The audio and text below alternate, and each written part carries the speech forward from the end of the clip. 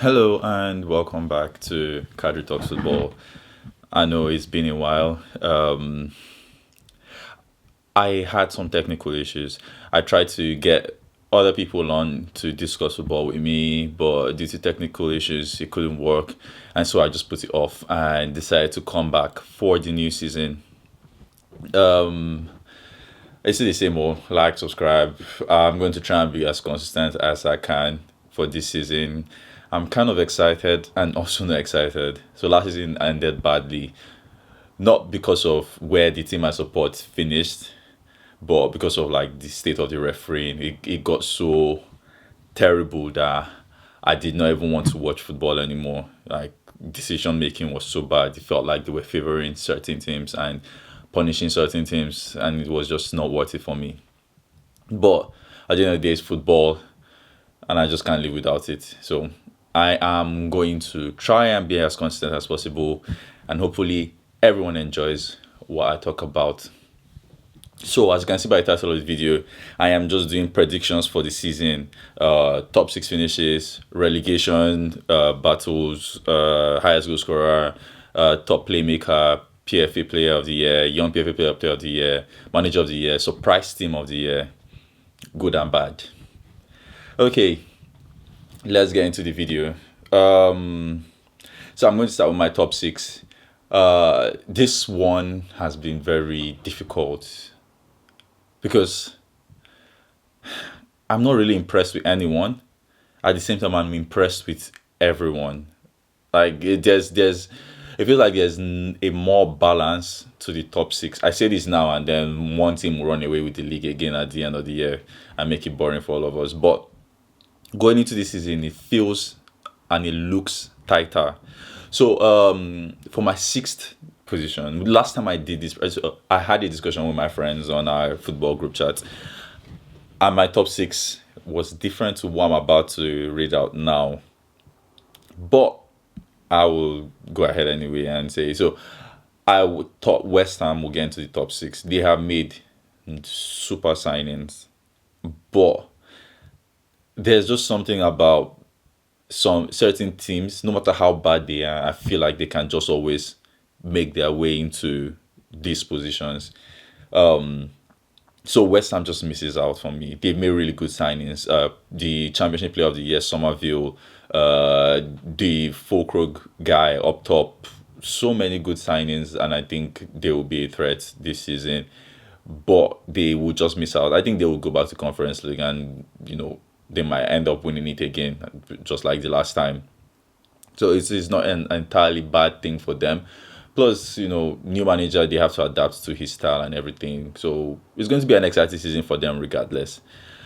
But a team that just made it to sixth for me was United.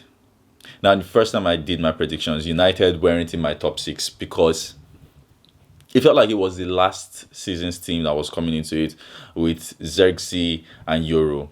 Has been hyped. I haven't seen enough of him to believe the hype. But Madrid wanted him, Liverpool wanted him, but United were the only ones that were willing to pay the outrageous amount Lille was asking for. But I don't think an 18-year-old centre back with just 1 year worth of football experience is enough to transform United. But just like everyone believes he is for the future, like in 3 years' time, just like Saliba. When Saliba was signed, he didn't do anything, and then he came back 3 years later or 2 years later, and he's taking over. So that might be the case with Euro, but I don't think he's good enough to transform them this season. And with Xerxes, they have Højlund, who I believe is not a good striker in any way. Like in any way, he's a good finisher, but will he be in the positions to finish? Most likely not. And then he bought Xerxes, who is like Firmino, who doesn't want to score. Like he called himself in 9.5. So that doesn't transform them in any way. It just looks like they were just in the same place. But as at today, they have signed Delete and Mazraoui. Now the Mazraoui signing is not exciting to me. They got rid of Wan-Bissaka, got Mazraoui. Mazraoui is not an elite right back. He's not one that you would say will transform your club. No, he's He's like Dalot. So they just bought another Dalot. And right back position isn't one they've struggled with because they've always either had Dalot or Wan-Bissaka.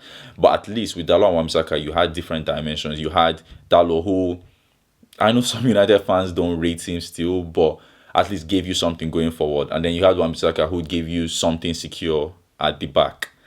But with Mazraoui, you're getting the exact same thing you're getting with Dalot. Maybe better going forward, but that's about it. It's not exciting. But with Delete, now Delete has always been rated since he was 18 years old. Like, he's always been one of them elite centre backs. He did really well in Juventus. He did fairly okay at Bayern Munich. I don't know what the situation was at Bayern Munich because it looked like he wasn't playing enough. But when you check his stats, he was playing a lot and wasn't playing when he was injured. But when Bayern was on TV, like, I don't watch Bundesliga that much, just here and there. But watch them in Champions League. When in Champions League, it felt like I wasn't seeing Delete enough. But anyway, he's gone to United. Maybe if he was ever out of form, he can recover his form. We know how good he can be. So these extra signings has just made me think, okay, United has done enough to progress from where they finished last season. They finished 8th. So moving to 6th. Causes United might still look bad, but it is progress from last season. And then for 5th position, I went with Spurs. I think they... I like Ange as a manager. He's a really good manager. But with Spurs, there's just this mentality in the club that he needs to fight off. He needs to get rid of. He did fairly well last season. His first 10 games, he was top of the league. I think he barely lost. He lost just one game in his first 10 games. And it was because he had 2 red cards in that game. But I just don't see the signings they've made being enough to elevate them from where they finished last season. It's tricky. I could be wrong, It's the 5th, in fact, 4th, 5th, and 6th, 4th, 5th, 6th, and 7th were very hard for me. But based off the signings that has been made, I just think the team that having 4th edges it over Spurs. But in fact, I mean, I don't know the future. If I knew the future, I'll place a bet and become a millionaire by the end of May. So this is all my predictions based off what I think. You guys don't have to agree with me. You can make your own arguments for me or against me. But I think the best signing Spurs has made is Solanke. I know they signed Archie Gray, who has been immense in the championship. Like, everyone's been talking about him and everything. They've made other signings in other positions. But Solanke, I think he's the guy. Like, I can't think of any other striker. Maybe Watkins, but why would Watkins downgrade from Villa to Spurs? In this moment in time, Villa is above Spurs. So Solanke was actually the perfect signing for Spurs, and I'm actually excited to see how he does, because Solanke was once in Liverpool and I really liked him, but we're not patient enough with him, and it's pissing me off because now we have a guy that I don't like. But anyway, that's not the issue. Yeah, I think Solanke will be a very big signing for them. I think he's going to push them. He's going to make the top 4 battle even closer. But I just think they will miss out on it. But he is also going to help them in the Europa League. Who knows? They might actually even win it. This season looks tough, to be honest. But good times for Spurs. I think gradually they're going to make more progress from 5th. And then 4th, I have Villa. I know people will probably disagree with me for this one because Champions League commitment, Villa, probably I'm new to this. They would not be able to adapt or whatever. We saw Villa play in the Conference League last season. Like, it was the difference. You could say they were playing lesser teams in the Conference League. Yeah, you're right. But I think Villa are going to be the same. Plus, they've added extra signings. They lost Douglas Luiz, yes, who was very, very integral to their team. Yes, I agree. But they've signed Onana. He's technically not as good as Douglas Luiz, but he's good enough to fill that space in midfield, which would even allow other midfielders to be able to move forward. Plus, other signings they've made serious signings this season, and I think it is good enough for them. Like, Emery is a good manager. He's just going to, I feel like he's going to create that culture in them to believe that they are winners. That's something that I feel like Newcastle missed out on after they qualified for the Champions League. Not that they were bad last season. I think Newcastle made a very big jump from where they were expected to be to qualify for the Champions League. Last season was a perfect position for them. They've made good signings. They were fighting relegation before these new owners came in, before Eddie Howe came in. So finishing seventh, I think that was where they were expected to finish. And then this season, I mean, well, progress would be expected, but I just don't see it based on the signings they've made, based off how other teams are also improving. There's also Chelsea, who is not making. Chelsea are not in my top three. I know I've said my fourth, fifth, sixth team, and I've not mentioned Chelsea. I've even said seventh, and I've not mentioned Chelsea. I don't think Newcastle finish eighth. What is it with Chelsea? Let me just, I'll get to Chelsea. Let me just finish my top six prediction. For third, well, I have Liverpool finishing third.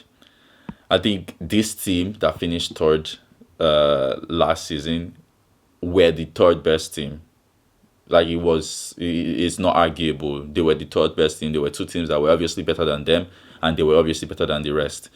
And they haven't made any improvements, but the teams around them, I don't think they've made improvements enough to catch up to the team that finished third last season, and that's why I still have them at third. Plus, I know there are things to talk about Liverpool, and I'm very angry. I won't say I'm angry, to be honest. I'm just disappointed. It's something I expect already. It's the same thing with these owners. The transfer window is open. They tell us, wait, be patient. We want to get the right player. We go for one player who rejects us, and then they tell us, oh, it's too late to make signings. It's like the same story over and over again. And now we're left going into the season with the exact same squad, which is not entirely bad, but some of our superstars are aging, and it's just not right. It's not ambitious enough. We see Arsenal improving every year. Feels like they're desperate to win something.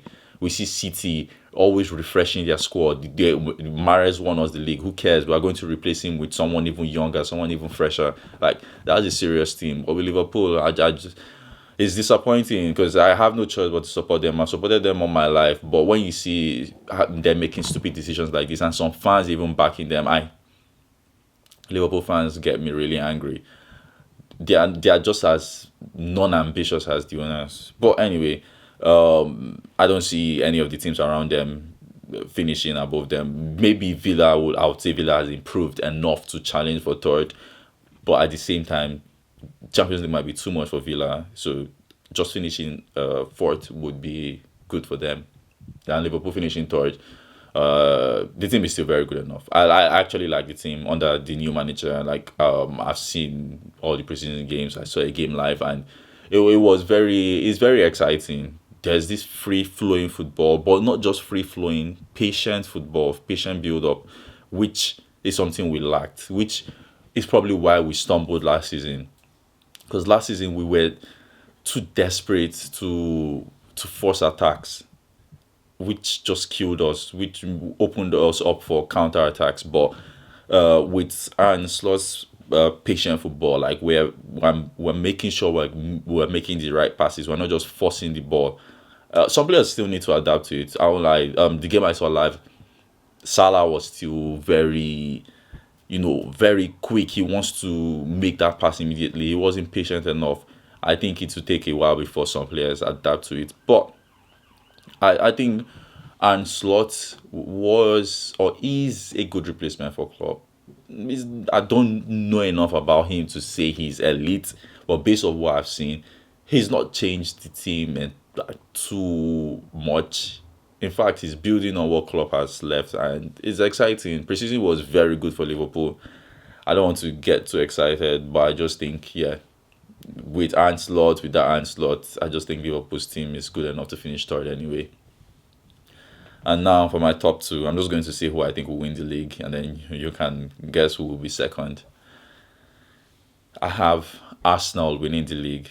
I know. I've never predicted them to win the league, even with all their aggressiveness, their improvement and everything.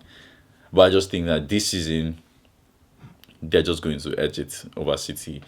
Why? Like their squad they have a very young squad, and they've kept that young squad together. They've kept the core. They've not sold anyone. They've not let anyone go. These guys that have suffered 2 seasons ago, suffered last season, are still together, and they are even getting better. Like their numbers are increasing, and they're still adding new people. Like their owners are very aggressive in the transfer window, which is something my club lacks and very annoying. But I just think they'll edge it over City. Why? Not that I think City will become bad. City will finish second for me, but City had just they just don't look like they would be put much of a fight this season. Like they've still got the big guys, the Rodris, the Haaland, the De Bruyne, but De Bruyne has aged. We've seen him slow down from last season. Uh, Rodri is still very good. Everyone knows that. Haaland is still very good. Everyone knows that. But apart from that, like who else do they have there? They have this young set of players who, under Pep, we know can do a madness, but I just still don't think that madness will be enough to edge Arsenal. I hope I'm wrong, and I hope Liverpool wins the league, obviously. But I just see Arsenal winning the league. So there we go, guys. That's my top six prediction for the season.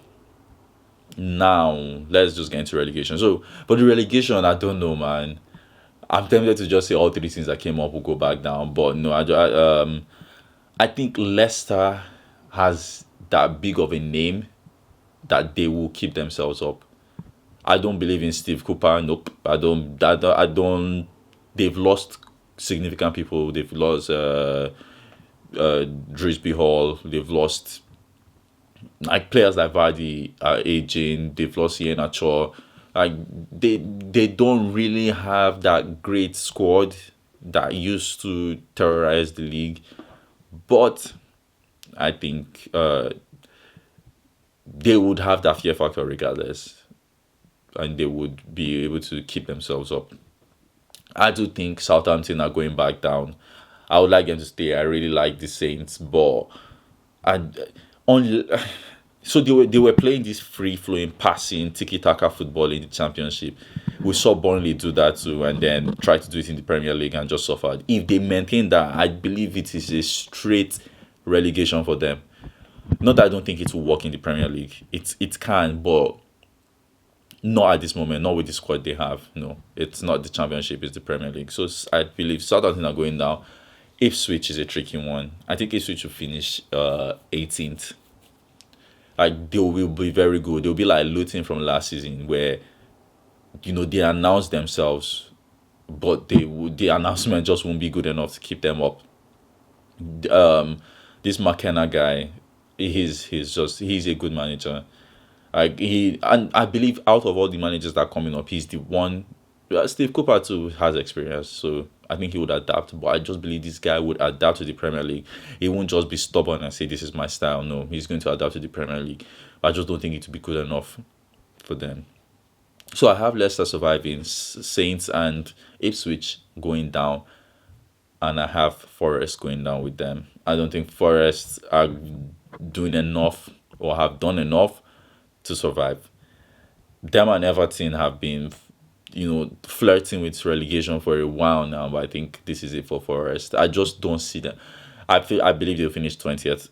To be honest, I don't see them surviving this season. If they do well, good luck to them. But that is my relegation teams. What do we have next? So my surprise team of the season. So there's so many teams that I just have so much hope for. But my surprise team on the season will be Crystal Palace. Like the way they finished last season, I believe they are going to take that into this season. I know they've lost Olise, who was a very crucial part of that team. But if you think about it, Olise was actually injured quite a lot for Palace, and they still managed to play their football how they wanted to play their football. Mateta, I don't know, he shaved his hair, tucked in his shirt, and turned into R9. I mean, we thought it was a purple patch, but he's carried that form into the Olympics. He's coming back with that same form. I think they will do really well. I think they would be around those places with the Chelseas, the Castle, the West Ham. Who knows, they might even finish above them. I think they will do really well. And my disappointing team of the season will be Chelsea. Now let's talk about Chelsea. What the is going on with that club? Every day I wake up, the first thing I see is Chelsea has signed a new player. It makes no sense. This is mental illness. I don't get it. But regardless of all these new signings, everything, I just don't see any improvement. Their preseason, I know, don't judge based off preseason. But the football is not impressive. I'm not even looking at the results. Villa's results in preseason hasn't been that great, but the football has been. You can tell that okay, there is a mission here. There's a direction here. I mean, there is a direction with Chelsea. We can see what they want to play, but it's just not good enough. I don't think it's good enough. I don't think these players are ready. Uh, Modric, no, that guy, he's never going to be a superstar.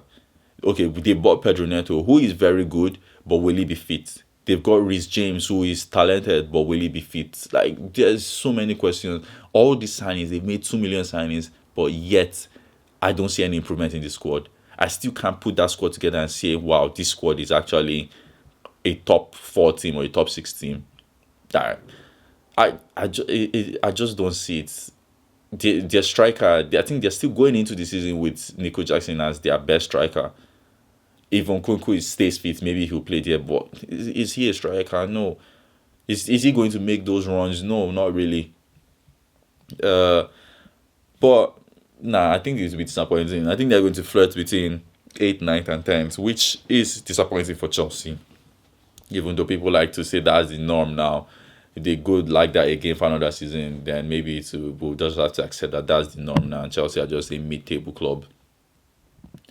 For PFA Player of the Year, who do I have? To be honest, I don't see anyone exciting. If Arsenal are going to win the league, then I'll just go with Saka. That boy is. I like to hate on him, yeah, because I'm a rival fan. Yeah, if once the season starts, I will join the banter. I'm going to join everyone on Twitter and slate him if he doesn't perform well or whatever. But if Arsenal are going to win the league, he's going to be the reason why. Their defense is strong, yes. They have 600 centre backs. So, I don't know. Saliba isn't that exciting to me. I know people will say he will probably be the PFA Player of the Year. But for me, it is Saka. And the young PFA Player of the Year, I'm going to say it's Elliot. It's tricky because I believe he still won't be a starter on that slot. I think Slot prefers the aggressiveness of Soboslai, but I think Elliot is better on the ball. Off the ball, yeah, I understand why he would not want to go with Elliot. I think Elliot is better on the ball. And if Elliot starts, as I expect him to, like, wins his position, as I expect him to, he will surprise the Premier League. Like, that boy is a creative genius. Like, there are so many things you could probably say he is not good at. I don't think there are many things he's not good at. I don't even think there's anything he's not good at. But that creativity, once he hits 10 assists, people will be like, okay, this boy is serious. And he's got like a wicked left foot. He can curl, he can hit the ball. So he's going to get goals too. And I think he's going to catch people off guard. And so, yeah, I have him for my PFA Young Player of the season. My highest goal scorer, I'm not even going to discuss this. It's Haaland. Move on. Playmaker of the season, I think is going to be Salah. I think last season, Salah could have probably even broken the assist record. Nunez missed 42 big chances. Yes. I'm probably even wrong. Probably 44. I think it was either 42 or 44. It was an even number, though. That is outrageous. Salah created the most big chances in the world in football last season. And yet, his players just won't finish.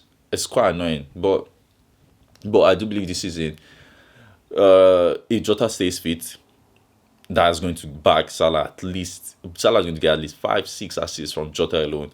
I think Diaz has improved in his finishing. Like, he's one of them guys that Liverpool fans hate, and I don't know why. In fact, no, I know why. Liverpool fans select who they choose to support. It is give Nunes more time because he's cute, he has long hair. But sell Diaz, sell Gakpo, sell Gravenberch. Feels like there's a trend there. I won't say more than that. Well, anyway, I believe Diaz is going to play a crucial role for us this season and he's going to score a lot. I believe our midfielders will contribute more this season based off how we're playing. I don't think we're reliant on our fullbacks to create as much anymore. Even though Trent will still be Trent, he's still going to create a lot. But I think Salah would feed off the aggressiveness of our attackers this season, and he would win that playmaker of the year.